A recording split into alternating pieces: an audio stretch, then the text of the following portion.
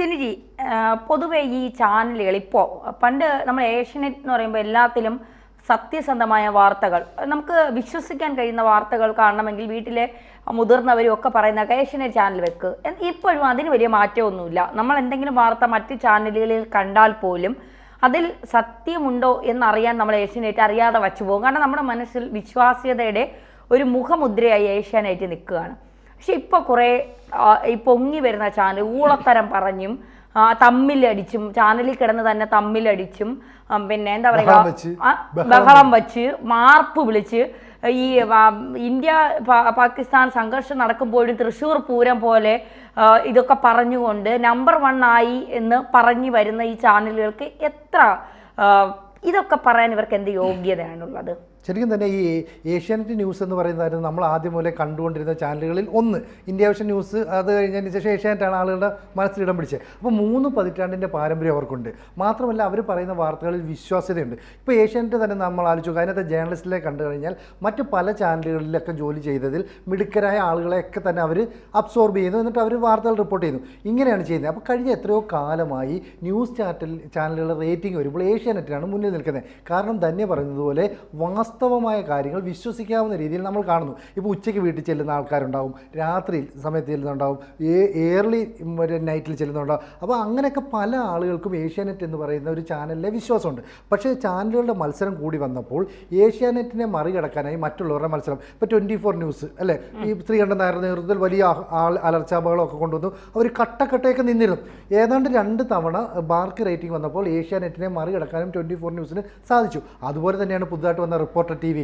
ഈ reporter T വിയിൽ മറ്റ് ചാനലുകളില്ലാത്ത രീതിയിൽ അവർ ചില പരിപാടികൾ അവതരിപ്പിച്ചു. അത് 4-5 ആംഗേഴ്സ് ഒരുമിച്ചിരിക്കുന്നു, വലിയ ബഹളം വെക്കുന്നു. എന്നിട്ട് ഈ പറയുന്ന കളർ കോമ്പിനേഷൻ സ്വാഭാവികമായിട്ടും ടി വി കാണുന്നവരെ ആകർഷിക്കുക എന്ന് പറയുന്നത് നല്ല കളർ കോമ്പിനേഷനാണ്. അപ്പോൾ ചുമന്ന നിറം എന്നൊക്കെ പറയുന്നത് പെട്ടെന്ന് നമ്മുടെ കണ്ണുകളെ അട്രാക്ട് ചെയ്യും. അപ്പോൾ റിപ്പോർട്ടറിന് അങ്ങനെ കുറച്ച് അഡ്വാൻറ്റേജ് ഉണ്ടായി. പിന്നെ മറ്റൊരു കാര്യം എന്ന് പറയുന്നത് ഇപ്പം ഈ കേബിൾ വിഷൻ, നമ്മൾ ഈ പറയുന്ന ഏഷ്യാനെറ്റ് കേബിൾ വിഷൻ ഉണ്ട്, അതുപോലെ തന്നെ കേരള വിഷൻ ഉണ്ട്.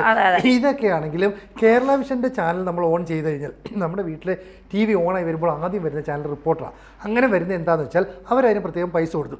അതിനുശേഷം 16, 17, 18 എണ്ണി വരുമ്പോൾ വീണ്ടും അവരുടെ ചാനൽ വരും. അപ്പം ഈ ചാനലിലേക്ക് വരുമ്പോൾ റിപ്പോർട്ടർ ചാനൽ 1ാം സ്ഥാനത്തേക്ക് മത്സരിക്കുന്നു. ഇവിടെ എന്താ സംഭവിച്ചത്? ഇന്ത്യയും പാകിസ്ഥാനും തമ്മിൽ ഒരു ഏറ്റുമുട്ടൽ യുദ്ധം നടന്നു. വൈകാരികമായ പ്രശ്നമാണ്. ശരിക്കും പറഞ്ഞാൽ നമ്മൾ ഇന്ത്യയുടെ കൂടെ നിൽക്കണം. ആ സമയത്ത് ഏഷ്യാനെറ്റിൻ്റെ റിപ്പോർട്ടൊക്കെ തന്നെ വളരെ പക്വമായിരുന്നു. അവിടെ നിന്ന് റിപ്പോർട്ടേഴ്സൊക്കെ അവിടെ നിന്ന് നൽകുന്നു, അവരുടെ തലവർ അവിടെ നിന്ന് വാർത്ത നൽകുന്നു. ഒരു പക്ഷവും പിടിക്കുന്നില്ല. ഇന്ത്യക്ക് അനുകൂലവും തോന്നുന്നില്ല, പാകിസ്ഥാൻ അനുകൂലവും തോന്നുന്നില്ല. വളരെ നിഷ്പക്ഷമായ രീതിയിൽ കാര്യങ്ങൾ അവതരിപ്പിക്കുന്നു. നമ്മളത് കണ്ടുകൊണ്ടിരുന്നു. പക്ഷേ പെട്ടെന്നാണ് ചാനലുകൾ മാറ്റി നോക്കുമ്പോൾ ഭയങ്കര വാഗ്ധോരണി, ഭയങ്കര അട്ടഹാസം, ബഹളം എന്നൊക്കെ പറഞ്ഞുകൊണ്ടിരുന്നു. അപ്പോൾ അങ്ങനെ പറയുന്ന റിപ്പോർട്ടർ ചാനൽ പറയുകയാണ്, കണ്ടോളൂ, പ്രകാശത്തിന്റെ 3.5 ഇരട്ടി വേഗത്തിൽ പോകുന്ന മിസൈൽ. പ്രകാശത്തിന്റെ 3.5 ഇരട്ടിയൊന്നും പോകാൻ ഒരു സംഭവമില്ല. ശബ്ദത്തിന്റെ 3.5 ഇരട്ടി ശബ്ദത്തിനേക്കാൾ വേഗത കൂടിയതാണ് ബ്രഹ്മോസ് മിസൈൽ എന്നാണ് പറയുന്നത്. പറഞ്ഞു വന്നപ്പോൾ പ്രകാശത്തേക്കാൾ 3 ഇരട്ടിയായി. അത് കഴിഞ്ഞ് പിന്നെ ഒരു വാർത്ത പെട്ടെന്ന് വരുന്നു. എന്താ, ഒരു വിമാനത്താവളം, ഏതോ കുറച്ച് വിമാനത്താവളങ്ങളൊക്കെ അടച്ചു. അപ്പൊ പെട്ടെന്ന് ഇന്ത്യയിലെ മുഴുവൻ വിമാനത്താവളങ്ങളും അടച്ചു ആണ്. അപ്പൊ ഈ വിമാനത്താവളം അടച്ചു എന്ന് പറഞ്ഞാൽ ഇനി അകത്തേക്കാർക്കും പോകാൻ പറ്റില്ല, പുറത്തേക്കാർക്കും. ഞാനൊക്കെ മനസ്സിൽ വിചാരിച്ചേ ഈ വിമാനത്താവളത്തിനകത്തൊക്കെ ഇരിക്കുന്ന ആളുകളുടെ ഒരു അവസ്ഥ, കാരണം നാട്ടിലേക്ക് വരാൻ വേണ്ടി കുറെ പേരുണ്ടാകും, ഇവിടെ നിന്ന് ജോലി സ്ഥലത്തേക്ക് പോകാൻ വേണ്ടി കുറെ പേരുണ്ടാവും, ചേരാനായിട്ട് പോകുന്നവരുണ്ട്. അപ്പൊ ഇവരൊക്കെ വിമാനത്താവളത്തിന്റെ അകത്ത് പെട്ടു കഴിഞ്ഞാലുള്ള ഇവരുടെയൊക്കെ അവസ്ഥ അപ്പം നമ്മുടെ മനസ്സിൽ സ്വാഭാവികമായിട്ട് തോന്നും, ഇനി ഇത് വല്ല വ്യാജ വാർത്തയുമാണോ? കാരണം വിമാനത്താവളങ്ങളൊക്കെ അടച്ചുകൊണ്ട് ഇങ്ങനെ ഒരു നടപടിയിലൊക്കെ നീങ്ങാൻ കഴിയുമോ? കാരണം വിമാനത്താവളത്തിൻ്റെ അത് ജോലി ചെയ്യുന്നവരുണ്ട്, യാത്ര ചെയ്യുന്നവരുണ്ട്, അപ്പോൾ വിമാനങ്ങളുണ്ട്. അപ്പൊ ഇതൊക്കെ ഇതൊക്കെ ബാധിക്കുന്ന ചുമ്മാ അങ്ങ് വിമാനത്താവളം അടയ്ക്കാൻ കഴിയുമോ? വില പിടിക്കുമ്പോൾ നമ്മളും കേൾക്കുന്നവർ ഞെട്ടും. ഇപ്പം നമ്മുടെ റിലേറ്റീവ്സ് ഒക്കെ വെളിയിലുണ്ടെങ്കിൽ അവരിങ്ങോട്ട് വരാൻ നിൽക്കുകയാണെങ്കിൽ, ഇവർക്ക് തിരിച്ചു പോകാൻ നിൽക്കുകയാണെങ്കിൽ അപ്പോൾ ഭയങ്കര എന്തോ അടിയന്തരാവസ്ഥ. പക്ഷേ യുദ്ധത്തിൻ്റെ അത്രയും വലിയൊരു മൂർച്ച അപ്പോൾ ഉണ്ടായിട്ടുമില്ല. എന്നിട്ടും ഇത്തരത്തിൽ വെറുതെ കിടന്ന് ചില കാര്യങ്ങൾ പറയുന്നു. അതൊക്കെ കള്ളമാണ് തന്നെ. പക്ഷേ ഈ ഞാനതല്ല സ്ഥിതി ആലോചിച്ചത്, യുദ്ധം നടത്തുന്ന ഇന്ത്യൻ സൈനികർക്ക് പോലും ഇല്ല ഇത്രയും. അവരെന്ത് പക്വതയോടെ നിന്ന് പാകിസ്ഥാന്റെ ഡ്രോണുകളൊക്കെ അടിച്ച് തകർക്കുന്നു. അവരെന്നിട്ട് അവരെ കാര്യം നോക്കി മിണ്ടാതെ എണീച്ച് പോവുകയും ചെയ്യുന്നു. അപ്പോൾ ഇവരുടെ പ്രശ്നം എന്താ പറയുക, ഇവർ വിചാരിക്കുന്നത് ആളുകളെ എൻഗേജ് ചെയ്യിക്കുന്നതാണ് വാർത്ത എന്നാണ്. അപ്പോൾ എൻഗേജ് ചെയ്യിക്കുക എന്ന് പറഞ്ഞാൽ കുറേ പേര് ബഹളം വെക്കുന്നതാണോ? ഒരു ആങ്കർ വന്നതെന്ന് പറയുന്നു, പിന്നെ വനിതാങ്കർ അത് ഏറ്റുപിടിച്ച് പറയുന്നു, വിമാനത്താവളങ്ങൾ പൂർണ്ണമായി അടച്ചിട്ടു, അത്രയും വലിയ പ്രശ്നമാണ്, മറ്റേത് പ്രകാശത്തേക്കാൾ വേഗത്തിൽ പോകുന്നു. ഇതെല്ലാം പറഞ്ഞിട്ടും അങ്ങോട്ട് ക്ലച്ച് പിടിക്കായിരുന്നു. അപ്പോൾ പെട്ടെന്ന് ഇവർ നിലപാട് മാറ്റി. നമ്മൾ നേരത്തെ മുതൽ കണ്ടത് റിപ്പോർട്ടർ ടി വി എപ്പോഴും CPM അനുകൂലമായ നിലപാട് സ്വീകരിക്കുന്നത് അല്ലേ? പെട്ടെന്ന് മാറിയിട്ട് അവിടെ നിന്ന് പ്രധാനമന്ത്രി, ഇന്ത്യൻ പ്രധാനമന്ത്രി എന്ന് കണ്ടോ, ട്രംപിനേക്കാൾ സ്ഥാനങ്ങൾ മുകളിലെത്തി. ഇത്രയും അത് ഡോക്ടർ ആദർശ അരുൺകുമാർ ഇരുന്ന് തള്ളുന്നത് കേട്ടപ്പോൾ ഞാൻ വിചാരിച്ചു, ഞാൻ സത്യസത്യമായിട്ട് പറഞ്ഞാൽ ഞാൻ വിചാരിച്ചത് എന്താണെന്നറിയാമോ, ഒന്നി ഇങ്ങനെ ഗുളിക കഴിച്ചില്ല, അല്ലെങ്കിൽ ഇങ്ങനെ തലയിൽ എന്തോ വീണിട്ടുണ്ട്.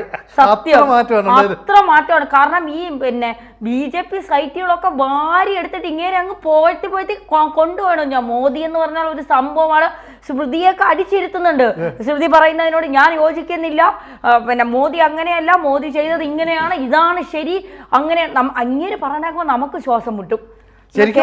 നമുക്ക് ശ്വാസം മുട്ടും. അങ്ങനെയൊക്കെ പറഞ്ഞ് ഈ ആളുകളെ എൻഗേജ് ചെയ്യാൻ അവർക്ക് സാധിച്ചു. അതുകൊണ്ടാണ് പ്രധാനമന്ത്രി നരേന്ദ്രമോദി ഹീറോയാണെന്നും ഇന്നലെ വരെയുള്ള നിലപാടുകളിൽ നിന്ന് മാറി BJP സർക്കാരിൻ്റെ കൃത്യമായ ഒരു നീക്കമാണ് ഈ തിരിച്ചടി കൊടുത്തതെന്നൊക്കെ പറഞ്ഞു. പക്ഷേ അപ്പോഴും ഏഷ്യാനെറ്റ് പക്വതയോടുകൂടി കാര്യങ്ങൾ ചെയ്തു. അവർക്ക് പറ്റിയ പാളിച്ചെന്നറിയോ, അവർ ഈ പറയുന്ന രീതിയിൽ വലിയ ഗ്രാഫിക്സോ അല്ലെങ്കിൽ വലിയ ഉച്ചത്തിലുള്ള ബഹളമോ ഒന്നും വെച്ചില്ല. അവർ പരമ്പരാഗതമായ ശൈലിയിൽ ചെയ്തു. അപ്പോൾ എപ്പോഴും ഒരു സാമ്പ്രദായിക ശൈലിയിൽ ഏഷ്യാനെറ്റ് നീങ്ങുന്നു എന്നുള്ളതാണ് അവരുടെ ഒരു കുഴപ്പം. അതുകൊണ്ട് തന്നെ വിശ്വാസ്യത ഉണ്ടെങ്കിൽ ആളുകൾ ചാനൽ വെക്കുമ്പോൾ ഈ ബഹളവും അല്ലെങ്കിൽ ഈ ഒച്ചപ്പാടും ഒക്കെ കാണുമ്പോൾ അതിലേക്ക് മാറും. ഇപ്പോൾ 24 ന്യൂസ് നമുക്കറിയാലോ, ഇലക്ഷൻ ടൈമിലൊക്കെ കിടന്ന് 3-4 പേര് ഒച്ച വെക്കും. അപ്പോൾ ഇങ്ങനെ ഒച്ച വെക്കുന്ന കാണാൻ താല്പര്യമുള്ള 40 വയസ്സിൽ താഴെയുള്ള കുറേ ആൾക്കാരുണ്ട്. നമ്മൾ യങ്സ്റ്റേഴ്സ് എന്ന് പറയുന്നത് 40 വയസ്സിന് മുകളിലുള്ള കുറച്ചുകൂടെ പക്വതയുള്ള ആൾക്കാർ ഏഷ്യാനെറ്റ് എന്ത് പറയുന്നു അവർ പറയുന്നതാണ് കറക്റ്റുള്ള കാര്യം. പക്ഷേ എന്ത് പറ്റി, ഇവിടെ മാർക്ക് റേറ്റിംഗ് വന്നപ്പോൾ ഏഷ്യാനെറ്റിനെ മറികടന്ന് റിപ്പോർട്ടർ ചാനൽ 1ാം സ്ഥാനത്തെത്തി. അപ്പോൾ ഈ പ്രാവശ്യത്തെ മാർക്ക് റേറ്റിംഗ് വന്നപ്പോൾ റിപ്പോർട്ടറിൻ്റെ റേറ്റിംഗ് എന്ന് പറയുന്നത് 97.71%. ഏഷ്യാനെറ്റിന് 92.21% എന്ന് പറഞ്ഞാൽ 5 പോയിന്റുകളുടെ വ്യത്യാസം, വലിയ മാറ്റമാണ്. 3ാം സ്ഥാനത്തേക്ക് 24 വരുന്നു, അവർക്ക് 71.3, പിന്നീട് 36, 34, 26 എന്ന് പറഞ്ഞിട്ട് ഇതിങ്ങനെ കുറഞ്ഞു വരികയാണ്. അപ്പോൾ ഇവിടെ ഈ കാര്യങ്ങൾ മുന്നേറ്റം വന്നത് എന്തുകൊണ്ടാണ്? റിപ്പോർട്ടർ TV തെറ്റായ കാര്യങ്ങൾ വളരെ ഉച്ചത്തിൽ പറഞ്ഞ് ശരിയാണെന്ന് സ്ഥാപിക്കാൻ ശ്രമിച്ചു. ധന്യ പറയുന്ന പോലെ പ്രകാശത്തേക്കാൾ വേഗത്തിലോ അല്ലേ, പിന്നെ വിമാനത്താവളം കാണിച്ചു, ഇതൊക്കെ തെറ്റായ വാർത്തയാണ്. പക്ഷേ ആ കേൾക്കുന്ന സമയത്ത് നമ്മൾ എൻഗേജ് ആയി. അത് മാത്രമല്ല, അതിനുശേഷം ഈ തെറ്റെന്ന് സമ്മതിക്കാൻ വേണ്ടി, തെറ്റ് പറഞ്ഞു എന്ന് സമ്മതിക്കാൻ ഇവരൊരു മീറ്റ് എഡിറ്റേഴ്സ് കൂടി. അതിൽ ഉണ്ണി ബാലകൃഷ്ണൻ പറയുന്നതാണ്, അവിടെ പാകിസ്ഥാനിലെ ഇന്ന എയർബേസ് ഇന്ത്യ ആക്രമിച്ചു, ഞങ്ങളത് പറഞ്ഞില്ലേ, അവിടെ ഇന്ത്യ മിസൈൽ അയച്ചു, ഞങ്ങളത് പറഞ്ഞില്ലേ, അത് ശരിയായില്ലേ, മറ്റിടത്ത് ഇന്ത്യ ഡ്രോണുകൾ അയച്ചു, ഞങ്ങളത് പറഞ്ഞില്ലേ. അപ്പം ഞാൻ മനസ്സിൽ വിചാരിക്കുന്നത്, ഇത് ഇന്ത്യൻ മിലിറ്ററി പോലും പുറത്തു പറയാത്ത കാര്യം ഇത് നിങ്ങളെങ്ങനെ അറിഞ്ഞു? ഇന്ത്യൻ സർക്കാരോ ഇന്ത്യൻ സൈന്യമോ സ്ഥിരീകരിക്കാത്ത കാര്യം നിങ്ങളെങ്ങനെ അറിഞ്ഞു? അതൊരു ചോദ്യമല്ലേ. അത് കഴിഞ്ഞതിന് ശേഷം നമ്മൾ ഈ വാർത്തകൾ കാണാൻ നമ്മൾ പൊതുവെ ഏഷ്യാനെറ്റാണ് എപ്പോഴും കാണുന്നത്. നമ്മളെ സംബന്ധിച്ച് നമ്മുടെ വാർത്തകളുടെ നിജസ്ഥിതി അറിയാനും നമ്മുടെ സ്റ്റുഡിയോയിൽ എപ്പോഴും ഏഷ്യാനെറ്റാണ് പ്രവർത്തിച്ചുകൊണ്ടിരിക്കുന്നത്. അപ്പം ഞാൻ ഈ സോഫിയ ഖുറേഷിയും വ്യോമിക സിംഗും അവർ രണ്ടുപേരും ഈ സൈനിക പ്രസ് മീറ്റ് നടത്തിയപ്പോൾ പ്രസ് മീറ്റ് നടത്തി കഴിഞ്ഞ ഉടനെ വിനു വി ജോൺ ആയിരുന്നു അതിൻ്റെ ആങ്കർ. അപ്പം അദ്ദേഹം ഇങ്ങനെ സൗമ്യനായി ഇന്ന് സംസാരിക്കുന്നതോടെ അദ്ദേഹം ഒരു വാചകം പറഞ്ഞു, മോദി തിരിച്ചടി കൊടുത്തത് സിന്ദൂരം മാച്ച ഓരോ സ്ത്രീകൾക്കുമുള്ള മറുപടിയാണ്. ആ മറുപടി 2 സ്ത്രീകളെ കൊണ്ട് തന്നെ മോദി പറയിപ്പിച്ചു എന്ന് പറഞ്ഞുകൊണ്ട് അദ്ദേഹം ഒരു ഡയലോഗ് പറഞ്ഞു. അത് നമുക്ക് ഭയങ്കര ദേഷ്യം കേട്ട് അദ്ദേഹം അത് പറഞ്ഞ് ഒരു 10-15 മിനിറ്റ് കഴിഞ്ഞപ്പോൾ റിപ്പോർട്ടർ ചാനൽ വെച്ചു. ഇതേ ഡയലോഗ്, സെയിം ഡയലോഗ് അടിച്ചു മാറ്റി അതിൽ പറയുന്നുണ്ട്. അപ്പൊ ഞാൻ കരുതി അത് കഴിഞ്ഞ് ചാനലുകളെല്ലാം ഈ ഡയലോഗ് ഏറ്റുപിടിച്ചു. ഇദ്ദേഹമാണ് ഇത് ആദ്യം പറഞ്ഞത്. കാരണം ഇവര് ഇത് കഴിഞ്ഞ് വന്നു, പിന്നെ ഇദ്ദേഹം ഇതിന്റെ പ്രസ് മീറ്റ് നടത്തുന്നു. അപ്പൊ നടത്താൻ വേണ്ടി വരികയാണ്. അപ്പോൾ പ്രശാന്ത് രഘുവംശം പറയുന്നു പ്രസ് മീറ്റ് നടത്താനായത് 2 വനിതകളാണ് വരുന്നത്, ഇന്നതാണ് അവരുടെ പേരെന്നൊക്കെ പറയുമ്പോൾ ഇദ്ദേഹം പറയുന്നു, നമ്മുടെ അമ്മമാരുടെ പെങ്ങന്മാരുടെ ഒക്കെ സിന്ദൂരം മാച്ചവർക്ക് മറുപടി നൽകുന്നത് 2 വനിതകളാണ്, 2 സ്ത്രീകളാണ്, അത് നമുക്ക് അഭിമാനിക്കാവുന്ന കാര്യമാണെന്ന് അദ്ദേഹം അത് പറഞ്ഞു വയ്ക്കുന്നു.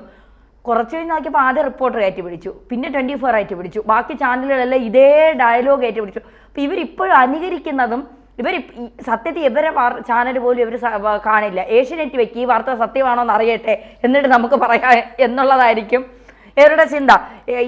ഈ നമ്മൾ ഈ ബഹളങ്ങളും ഒച്ചപ്പാടുകളും അടികളും ഇതൊക്കെ നമ്മൾ ഇപ്പോൾ ബാർ റേറ്റിംഗിൽ എങ്ങനെ കൂടുന്നു എങ്ങനെ കുറയുന്നു, ഇതിപ്പോൾ കുറേ ഫേക്ക് വാർത്തകൾ കൊടുത്ത് കുറേ ഊളത്തരം വിളിച്ചു പറഞ്ഞ് കുറേ ആളുകളെ പറ്റിച്ചൊക്കെ നമുക്ക് ഒന്നാമതെത്താം. പക്ഷേ ആത്യന്തികമായി നിലനിൽക്കുന്നത് എപ്പോഴും സത്യസന്ധമായി പറയുന്ന കാര്യങ്ങൾ തന്നെ. കാരണം 24 ന്യൂസ് മറ്റേ ശ്രീകണ്ഠൻ നായരുടെ ചാനൽ, അദ്ദേഹത്തിൻ്റെ ചാനൽ ഇതുപോലെ 1-2 സ്ഥാനത്തിലേക്കൊക്കെ എത്തി. 1ാം സ്ഥാനം 2 ആഴ്ച തുടർച്ചയായിട്ട് വന്നു, പക്ഷേ പിന്നീട് അത് വന്നില്ല. അപ്പോൾ സ്ഥിരത എന്ന് പറയുന്നത് വളരെ അത്യാവശ്യം. ഏഷ്യാനെ സംബന്ധിച്ച് ഇപ്പം ഈ 24 അല്ലെങ്കിൽ റിപ്പോർട്ടറോ ഒക്കെ കാണിക്കുന്ന ഗിമ്മിക്കുകൾ, ഗ്രാഫിക്സ് ഇതൊക്കെ കാണിച്ച് പ്രതിഫലിപ്പിക്കാനായിട്ട് അവർക്ക് സാധിക്കുന്നില്ല. ഒരു പക്ഷേ പഴയ കാലത്തിൽ നിന്ന് പെട്ടെന്ന് ഒരു ചേഞ്ചിലേക്ക് അവർക്ക് എത്തുന്നില്ല.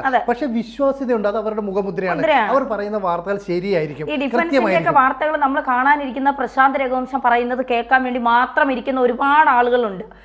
ഈ ഇന്റർനാഷണൽ വാർത്തകളാണെങ്കിലും ഒക്കെ. കാരണം എത്രയോ വർഷങ്ങളായി പിന്നെ അദ്ദേഹം പറഞ്ഞ് കേട്ട് മനസ്സിലാക്കി കൃത്യതയോടെ വാരി വലിച്ച് പറയാതെ കൃത്യതയോടെ പറയുന്ന കുറേ കാര്യങ്ങളുണ്ടല്ലോ.